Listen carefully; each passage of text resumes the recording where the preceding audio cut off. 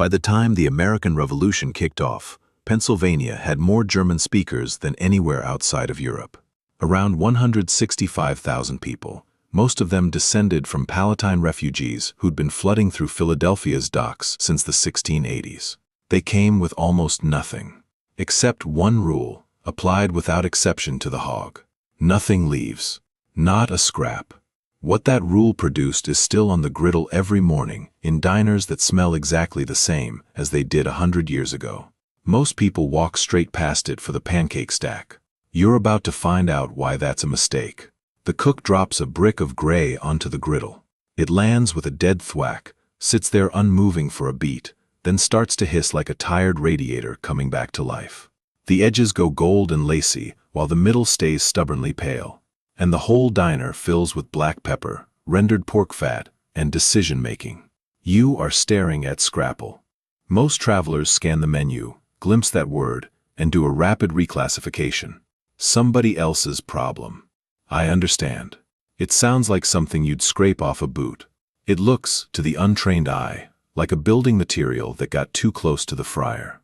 And yet, the Palatine Germans who crossed the Atlantic in the 1680s brought with them a winter dish called Pannhaas, Pannhaas in Low German, a mush of pork scraps, buckwheat, and spice that had been fed to working households in the Rhineland since the 16th century. Peasant food, also genius. When they got to Pennsylvania, there was no buckwheat. What there was, in abundance, year after year, was cornmeal. So they swapped it in. That one substitution, made out of pure necessity in someone's first Pennsylvania winter, is the moment Scrapple became American. After the prime cuts were salted away, everything else went into the pot. Head, heart, liver. The bits whose names make modern eaters go pale. Simmered until it surrendered, ground fine, stirred into cornmeal with sage, pepper, and a whisper of mace. Then set in loaves to slice and fry as needed through the cold months. A loaf of industrial self-respect. The pig gave its all. You gave it your attention. What emerges, crisp at the edge and dense in the middle, is the taste of a culture that looked at a Pennsylvania winter and thought, I'll bring the archive. But Scrapple is just the opening act. To understand the full scope of what these settlers built, you have to follow the smoke. Here's something nobody mentions. Lebanon Bologna was already a fully developed food before the United States existed. Pennsylvania Dutch farmers in Lebanon County were making it prior to the 1780s. Cold smoking and fermenting a sausage that had more in common with an Italian salami than with anything the word Bologna would ever suggest. And here's the thing that should genuinely stop you. It wasn't made from premium cuts. It was made from old dairy cows. The animals too worn out for the field, too tough to eat normally. Meat that would have been thrown away anywhere else.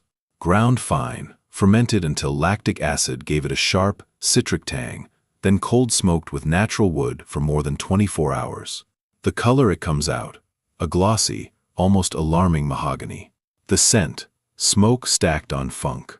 The taste, the region itself, patient, deliberate, and completely indifferent to whether you're impressed. The curing took time they didn't have. The fermentation took cold they couldn't control. The smoking took fuel they had to cut themselves. Lebanon Bologna is what you make when you cannot afford not to make it. Calling it a sausage is accurate in the way calling a Stradivarius a wooden box is accurate. These aren't culinary oddities. They are Pennsylvania's oral history on a plate. Every slice of Scrapple is a census record from a Palatine settlement. Every mahogany curl of Lebanon Bologna is a weather report from a Lebanon County winter before refrigeration existed. So on your next visit, when the menu slides across the counter, do what I was too precious to do for years.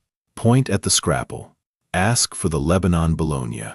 Show up with an empty stomach and the humility to let some 18th-century German farmers tell you what good food is. You won't clean your plate on the first try. I didn't. But you will walk out with the faint, stubborn suspicion that you've just been let in on the Commonwealth's longest-running inside joke. In that diner, you're not just eating. You're a minor character in a story that was already old when this was still a colony.